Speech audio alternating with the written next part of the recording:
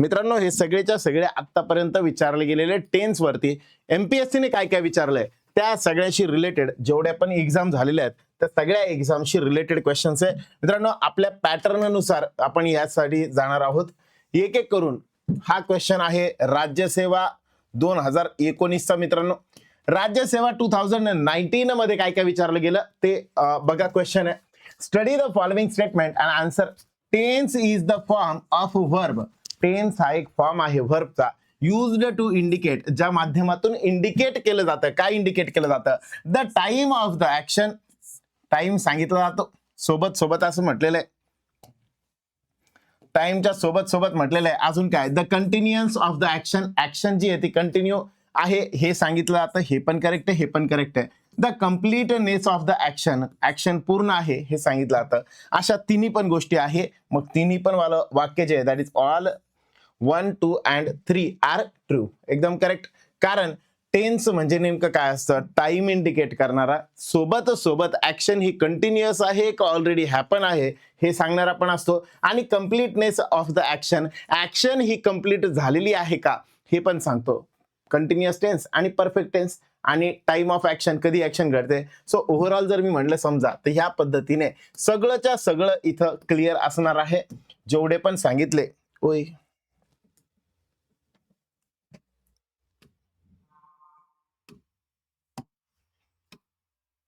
All clear म्हणजे सगळंच गेलं काय? ठीक आहे, सगळेच्या सगळे इथं असणार आहे. क्लिअर सगळ्यांना? अभी चलते आगे. सेकंड वाला चेक करू आपण आता. She works in Mumbai. She works in Mumbai forest 2019 मध्ये आलेला आहे. विचारलं गेलंय की हा जो आहे शी वर्क्स इन मुंबई हा वर्ब आहे. नेहमी टार्गेट करायचं कशाला? वर्बला टार्गेट करायचं. मग वर्ब वाला जो फॉर्म आहे तो नेमका कोणता आहे? काय सांगतो? प्रेझेंट स्टेट सांगतो. प्रेझेंट स्टेट म्हणजे सध्याची स्टेट. त्याच्यानंतर म्हटलं प्रेझेंट हॅबिट सांगतो, टेम्पररी प्रेझेंट सांगतो आणि टेम्पररी हॅबिट सांगतो. नेमकं काय आहे? तर ही मित्रांनो प्रेझेंट स्टेट असं आपल्याला वाटेल. पण प्रॉब्लेम काय? वर्क्स इन मुंबई म्हणजे काय? सध्या वर्क करते, सोबत सोबत जर मी म्हणलं समजा ही रोज त्या ठिकाणी जाते, मग रोज जाणं याला आपण हॅबिट सुद्धा म्हणू शकतो.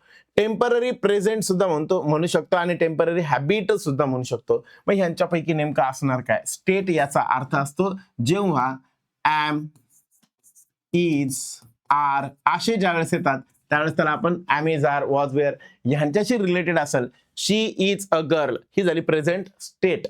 हॅव किंवा हॅज असेल तर ते पोझिशन सांगतात. हॅव किंवा हॅज असेल तर पोझिशन सांगतात. ठीक आहे.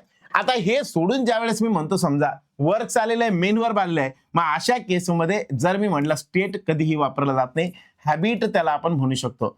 शी वर्क्स इन मुंबई ही टेम्पररी हॅबिट आहे का? नाही, रेग्युलर हॅबिट आहे, प्रेझेंट वाली हॅबिट आहे. जर मी म्हटलं टेम्पररी प्रेझेंट, टेम्पररी प्रेझेंट म्हणजे सध्या तात्पुरतं आहे पण क्षणिक आहे, एक दिवसासाठी, एक मीन्स तात्पुरत्या स्वरूपाचं, पण ते इथं नाहीये आणि म्हणून इथं करेक्ट ऑप्शन जो असेल तो कोण असणार आहे? फक्त आणि फक्त प्रेझेंट हॅबिट. पुढे राज्यसेवा 2017 मध्ये विचारला गेलेला question, identify the correct sentence. Correct sentence विचारलं. The price is depended on the quality. Price is आलं आणि सोबत कोण आलं? डिपेंडेड आलं. आपण काय शिकलो होतो? ऍम, इज, आर ह्यांच्या सोबत कोण येतो? आयएनजी वाला फॉर्म. मग आहे का? नाहीये. पण the price is made to depend on the quality.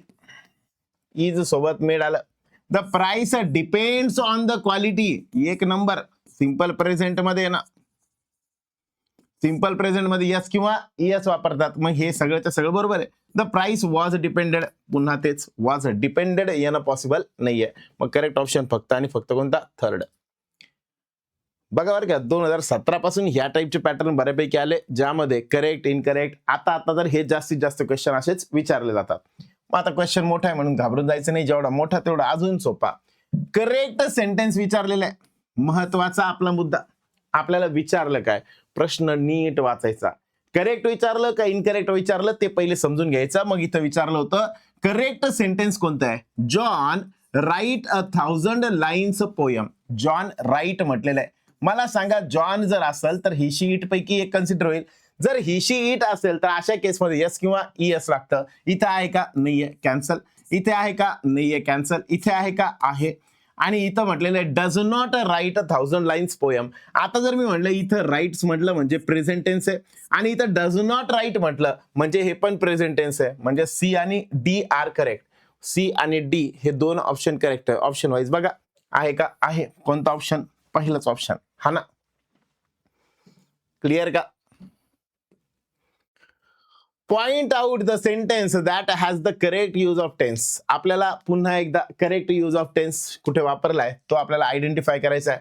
I was getting up at 5 o'clock every morning. आता आपण शिकलो होतो आपले शब्द AEIOURDS. जर ऑलवेज, एव्हरी, त्यानंतर बाकीचे यांच्यापैकी एखादा शब्द असेल तर तिथं सिंपल प्रेझेंट टेन्स येतो म्हटलं आपण. मग सिंपल प्रेझेंट टेन्स मध्ये आपण बघितलं होतं की व्हर्बचा कोणता फॉर्म येतो? पहिला फॉर्म येतो ना, फर्स्ट फॉर्म. मग फर्स्ट फॉर्म आलाय का तो चेक करा. मग इथं वॉज गेटिंग म्हणजे फर्स्ट फॉर्म आहे का? नाहीये. I get up first form आहे. I get up first form आहे. आय एम गेटिंग अप नाही चालणार. मग हे दोन ऑप्शन माझ्याकडे बनतायत. मग जर मी म्हणलं समजा I get up at 5 o'clock every morning, दोन्ही सेमच ऑप्शन झाले. इथे गॉट अप असलं पाहिजे. जर मी म्हणलं समजा मग अशा केसमध्ये इथं गॉट अप असणार आहे 100% दोन्हीपैकी एका ह्याच्यात चेंज असणार आहे, नाहीतर दोन्ही सारखेच होत आहे. मग एव्हरी मॉर्निंग म्हणून मला इथं काय करावं लागेल? कुणाला प्रेफर करावं लागेल? Only second. Only second will be the correct option. Identify the incorrect sentence. 5 पर्यंत सगळे आले का? 5 पर्यंत कोणाला काही डाऊट? 5 पर्यंत all okay.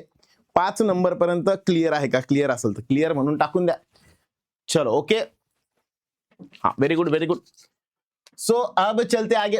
Next, identify the incorrect sentence from the following. ह्यापैकी नेमका कोणता स्टेटमेंट आहे की जे इनकरेक्ट आहे? इनकरेक्ट विचारलं आपल्याला, करेक्ट नाही विचारलं, इनकरेक्ट विचारलं. धीरा पॉलिशेस शूज. धीरा म्हटलेलं आहे ही शीट, त्याच्यासोबत यस किंवा येस म्हणजे हे करेक्ट आहे. त्यानंतर the cow is giving milk every day. Is नव्हतं पाहिजे, इज गिव्हिंग पाहिजे का? गिव्ज पाहिजे होतं. का बरं गिव्ज पाहिजे होतं? आपण काय शिकलो?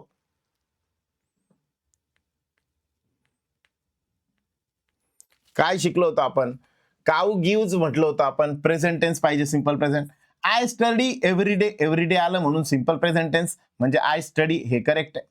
त्यानंतर the sun rises in the east हे पण करेक्ट आहे. आपल्याला विचारलं काय? आपल्याला विचारलं इनकरेक्ट स्टेटमेंट. मग इनकरेक्ट काय असणार आहे? एव्हरी डे आलं म्हणजे इथं आपल्याला कंपल्सरी पाहिजे होतं गिव्ज, सिंपल प्रेझेंट टेन्स. पण इथं आलेलं आहे कोण? काऊ इज गिव्हिंग मिल्क म्हणून मग हे इनकरेक्ट असणार आहे. मग इनकरेक्ट आहे म्हणून हे काय बनलं आपलं? करेक्ट ऑप्शन बनलं. हे बाकीचे नाही बनणार. बाकीचे सगळे तर करेक्टच आहे ना, बरोबर आहे ना. पण आपल्याला प्रश्नच विचारला होता कोणाचा? उलट विचारलं होतं इनकरेक्ट कोणतं आहे. 7th वाला ट्राय करा पटकन. 7th वाला ट्राय करा.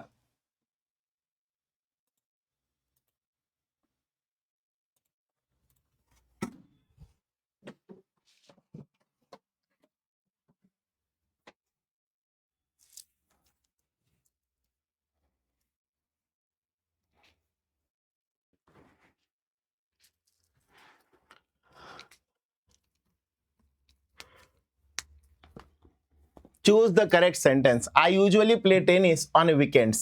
I usually play tennis on weekends. आता या ठिकाणी काय म्हटलं? आय युजली म्हटलं. युजली हा शब्द आला म्हणजे सिंपल प्रेझेंट.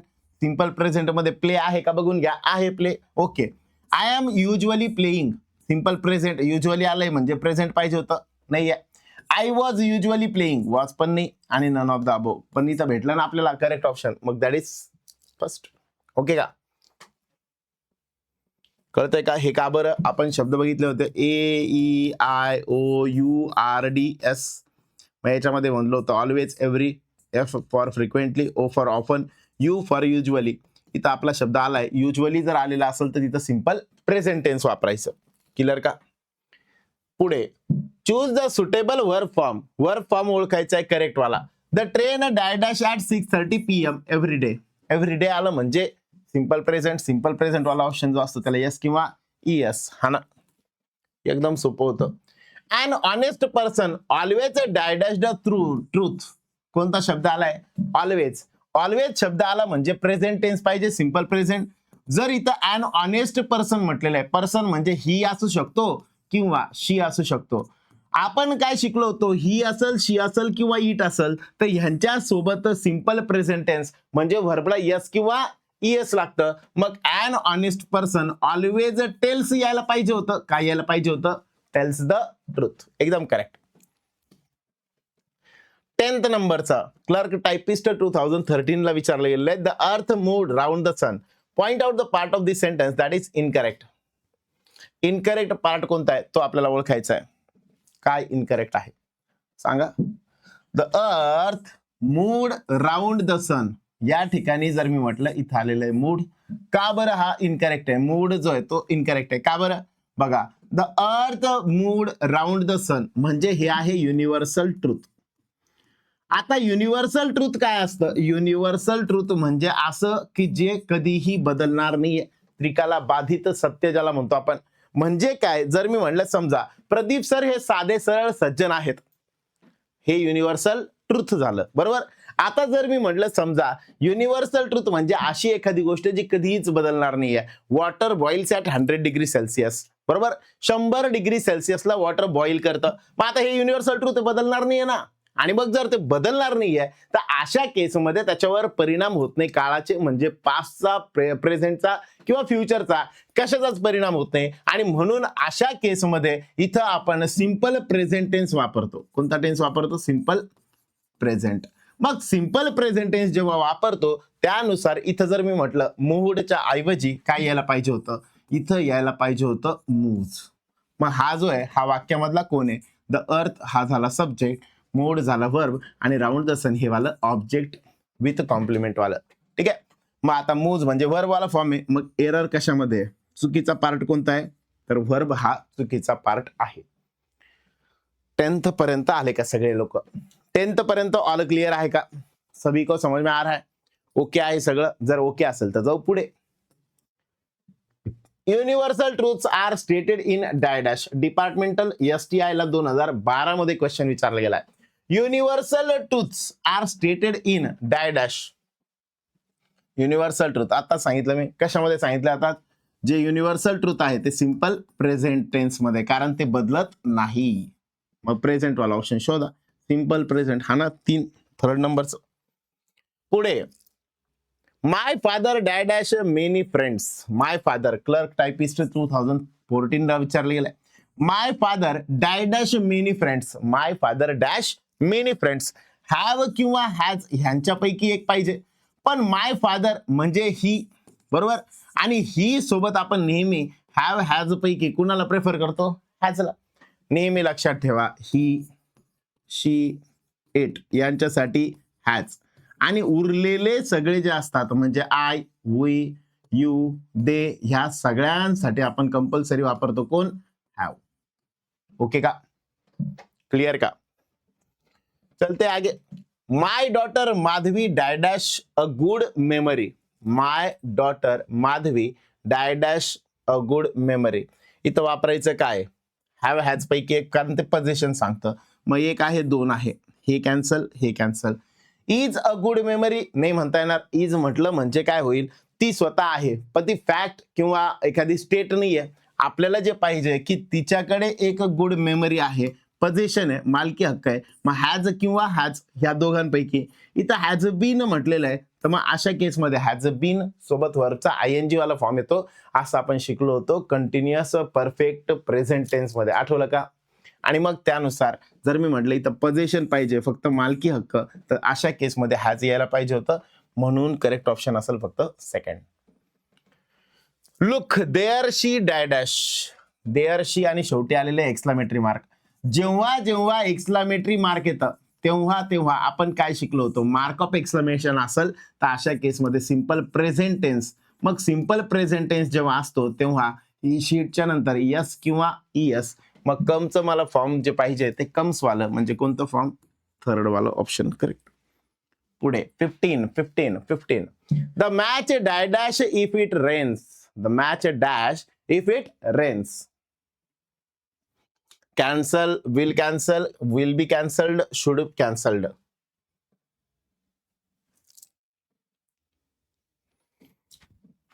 मग हे येतं इफच्या कंडिशन मध्ये. इफची पहिली कंडिशन, जर इफच्या सोबत सिंपल प्रेझेंट असेल तर पुढच्या वाक्यात पण सिंपल प्रेझेंट येतं. दुसरी कंडिशन, इफच्या सोबत सिंपल प्रेझेंट असेल तर पुढच्या वाक्यात सिंपल फ्युचर येतं. अशा दोन कंडिशन बनतात. ठीक आहे, मग आता चेक करू आपण. इफ इट रेन्स म्हणजे कोणता आहे इफच्या वाक्यात सिंपल प्रेझेंट. मग पुढे काय काय बनू शकतं, इथं पण सिंपल प्रेझेंट, इथं पण सिंपल प्रेझेंट, इथं सिंपल प्रेझेंट येऊ शकतो किंवा सिंपल फ्युचर येऊ शकतो. मग चेक करा, कॅन्सल हा शब्द मॅच कॅन्सल्स यस वाला, कॅन्सल्स वाला असा एखादा ऑप्शन आपल्याकडे आहे का? नाहीये ना, एक पण ऑप्शन नाही आहे. मग अशा केसमध्ये मला ऑप्शन एकच भेटलं की सिंपल प्रेझेंटच्या सोबत मला सिंपल फ्युचर वाला वापरायचा आहे. मग यांच्यापैकी सिंपल फ्युचर वाला कोण आहे? तो फक्त आणि फक्त कोणता? First. Only first will be the correct answer. म्हणून करेक्ट ऑप्शन असेल कोण? Will cancel. Will cancel. Okay का? 15 पर्यंत काही डाऊट? एनी डाऊट, एनी गडबड, एनी प्रॉब्लेम? All okay? चला ठीक आहे, काय हरकत नाही.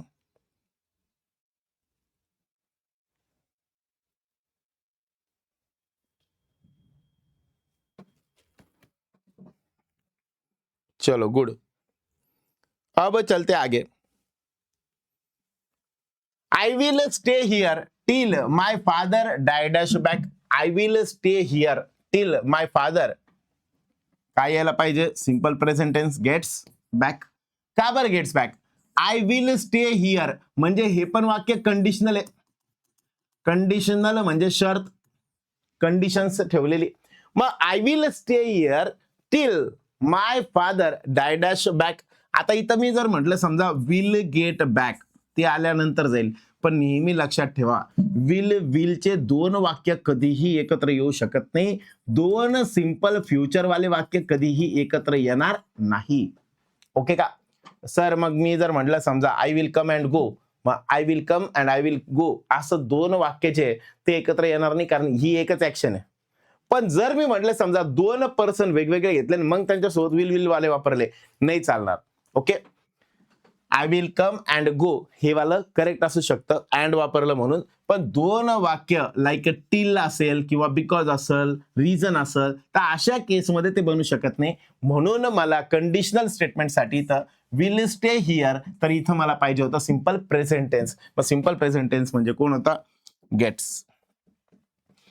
The American president dash in India tomorrow. Technical assistant 2016 वाला जो आहे तो हा क्वेश्चन आहे. द अमेरिकन प्रेसिडेंट, अमेरिकेचे जे प्रेसिडेंट आहे, डॅश इन इंडिया टुमारो, जे India dash in India arrive, त्यानंतर will arrive, going to arrive आणि विल बी अराइव्हिंग. आता इथं म्हटलेलं काय बघा, इन इंडिया, इथं शब्द आलेला आहे टुमारो. कोणता शब्द आलेला आहे? टुमारो. आपण काय शिकलो होतो? जेव्हा जेव्हा कमिंग, आफ्टर, नेक्स्ट आणि टुमारो यांच्यापैकी एक शब्द आलेला असेल तिथं मला वापरायचं आहे सिंपल फ्युचर टेन्स. मग सिंपल फ्युचर वाला ऑप्शन चेक करा. The American president dash in India tomorrow. The American president will arrive tomorrow हे असायला पाहिजे. एकदम करेक्ट आहे. सगळ्यांचा आन्सर हेच असेल असं वाटतं. But the problem is what, जेव्हा जेव्हा शेड्युल्ड ऍक्शन असतील, शेड्युल्ड ऍक्शन ह्या सगळ्या फिक्स्ड ऍक्शन मध्ये किंवा शेड्युल्ड ऍक्शन मध्ये कन्सिडर केले जातात. बरोबर? जसं की मी म्हटलं समजा मूवी स्टार्ट्स इन 5 मिनिट, तसं पाहायला गेलं तर मूवी 5 मिनिटांनंतर चालू होणार आहे. बरोबर? मग 5 मिनिटांनंतर म्हटल्यानंतर अशा केसमध्ये कंपल्सरी जर मी म्हटलं समजा तर काय व्हायला पाहिजे होतं? विल यायला पाहिजे होतं. बट प्रॉब्लेम काय असतो, जेव्हा जेव्हा शेड्युल्ड ऍक्शन किंवा प्लॅन्ड ऍक्शन असतात, प्लॅन्ड ऍक्शन, जसं की बस येणार आहे, त्याच्यानंतर शाळा स्टार्ट होणार आहे, the school reopens in this month किंवा रिओपन्स ऑन 15th जुलै. बरोबर? डेट सांगितलेली आहे, पुढची डेट आहे, पण तरी सुद्धा तिथं आपण कोणता टेन्स वापरतो? सिंपल प्रेझेंट टेन्स वापरतो. आणि म्हणून हे विल अराइव्ह पेक्षा करेक्ट ऑप्शन कोण असेल? अराइव्ह. भरपूर जणांनी हे ऑप्शन दिलं होतं, पण मित्रांनो समजून घ्या, जेव्हा प्लॅन ऍक्शन असेल, फिक्स केलेले ऍक्शन असेल, तिथं कंपल्सरी, भलेही या वर्ड पैकी एखादा असेल तरी पण आपल्याला तिथं काय वापरायचं आहे? Simple present tense. क्लिअर का? चलो. Which may indicate a future event. Future event कोणता सांगतोय यापैकी? The show starts in a little while. The show starts in a little while. The show जो आहे तो लवकरच चालू होईल. He is being sent to the UK. Is म्हटलं आणि बिईंग म्हटलं नाही येणार. They should report immediately. Future action नाहीये. We meet and start off. आपण भेटू आणि लगेच स्टार्ट करू. हे वालं पण नाही आहे. The show starts in a little while. लवकरच शो स्टार्ट होणार आहे. ही दिसताना भले ही प्रेझेंट वाटत असली तरी पण ही फ्युचर वाली ऍक्शन आहे, कारण थोड्या वेळात चालू होणार आहे. टुमॉरो वाली ऍक्शन आहे. प्लॅन ऍक्शन ह्या सुद्धा फ्युचर इव्हेंट असतात, पण त्यांना सिंपल प्रेझेंट म्हणून कन्सिडर करतात. Which of the following is grammatically correct. Grammatically correct वाला कोणता आहे तो आपल्याला आयडेंटिफाय करायचा. पहिला, I live for office in the next 10 minutes. ठीक आहे. He is having many books. He is having कधीही वापरत नाही. He has many books. She has met her son yesterday. Yesterday आलं म्हणजे हॅज मेट येतं का? नाही. They have been living here since living. They have been living since 15 years. For 15 years असतं. For 15 years असतं. सिन्स 15 years असतं का? Since सोबत आपण शिकलो होतो. सिन्सच्या सोबत एक्झॅक्टली टाइम सांगितला पाहिजे म्हणजे 1990. बरोबर. आणि फॉर सोबत 15 years म्हटलं पाहिजे. मग इथं ग्रामॅटिकली इनकरेक्ट होतं. इथं यस्टरडे आलं. यस्टरडेच्या सोबत इथं फक्त मेट पाहिजे होतं म्हणजे व्हर्बचा सेकंड फॉर्म म्हणजे सिंपल पास्ट टेन्स, म्हणून हे सुद्धा चुकीचं आहे. आणि जेव्हा जेव्हा पोझिशन सांगतो तेव्हा तेव्हा इज हॅव्हिंग पेक्षा आपण कुणाला प्रेफर करतो? हॅव किंवा has. He has many books, म्हणून करेक्ट ऑप्शन फक्त आणि फक्त कोणता असेल? First. Which of the following is the future event. कोणता फ्युचर इव्हेंट आहे तो आपल्याला सांगायचा आहे. फ्युचर इव्हेंट कोणता आहे तो? The show starts in a little while. He is being sent झालाय ऑलरेडी. ठीक आहे. पुढचा ट्राय करा. 21st. Which of the following may indicate a future event. हा शेवटचा घेऊन टाकू म्हणजे 20 क्वेश्चन्स कंप्लीट होतात. क्लर्क टायपिस्ट 2014 ला हा क्वेश्चन विचारला गेला होता. Which of the following sentences may indicate a future event. Future event कोणता सांगतो? The movie starts in 10 minutes. Future event आहे का? आहे. The sample will be sent for detail examination आहे का? आहे. विल बी सेंट म्हटलेलं आहे ना. अरे येस ऑर नो? फ्युचरच आहे ना. You should finish the work before you leave. हे पण काय आहे? फ्युचरच आहे. मग मला विचारलं काय? मे इंडिकेट अ फ्युचर इव्हेंट. सगळेच आहे. मग ऑल 3 आर फ्युचर इव्हेंट. आलं का लक्षात? सर मग इथं शुड दिसतंय म्हणजे पास्ट आहे ना? नाही. बिफोर म्हटलेलं आहे. Before you leave. लिव्ह होण्याच्या अगोदर कंप्लीट कर म्हणजे लिव्ह होणं हे झालं कोणतं? Future. The sample will be sent for detail examination म्हणजे पाठवले जाणार आहेत अजून, म्हणजे हे पण फ्युचर झालं. द मूवी स्टार्ट्स म्हटलेलं आहे. प्रेझेंट वाटतंय पण इन 10 minutes म्हणजे पुढची ऍक्शन आहे. प्लॅन ऍक्शन आहे. मग अशा वेळेस सुद्धा आपण फ्युचरच म्हणतो. सो 1, 2 आणि 3 तिन्हीच्या तिन्ही पण यांना आपण काय कन्सिडर करू? सिंपल प्रेझेंट मध्ये, पण फ्युचर इव्हेंट म्हणून आपण यांना म्हणू शकतो. मित्रांनो, असे आतापर्यंत आलेले सगळे जे क्वेश्चन्स आहेत ते या शीटमध्ये तुम्हाला बघायला भेटतील. या पद्धतीचे भरपूर क्वेश्चन्स अजून आहेत. तुम्हाला प्रॅक्टिससाठी पण देणार आहे, सोबत एक्सप्लेनेशन पण असणार आहे. बॅच मध्ये आपण ज्या गोष्टी शिकतोय, बॅच मध्ये आपण बऱ्यापैकी टेन्स पूर्ण डिटेलमध्ये बघितलं. आता आपण त्या टेन्स वरती आतापर्यंत MPSC ने काय काय विचारलं, TCS ने काय विचारलं, IBPS ने काय विचारलं, असं डिटेल क्वेश्चन्स घेऊ, जेणेकरून आपल्याला ह्या सगळ्याबद्दल विशेष अजून प्रॅक्टिस करता येईल. प्रॅक्टिस थ्रू कन्सेप्ट जे आहे त्यांना क्लिअर करता येईल. ठीक आहे. तुम्हाला जर असं वाटतंय की अजून ह्याबद्दलचे अजून काही क्वेश्चन्स असे लाईव्ह मध्ये घ्या सर, तर तुम्ही तसं पण कमेंटमध्ये कळवा. आपण त्याच्यावर विचार करूया. चालेल. चलो, thank you very much. Good day to all of you.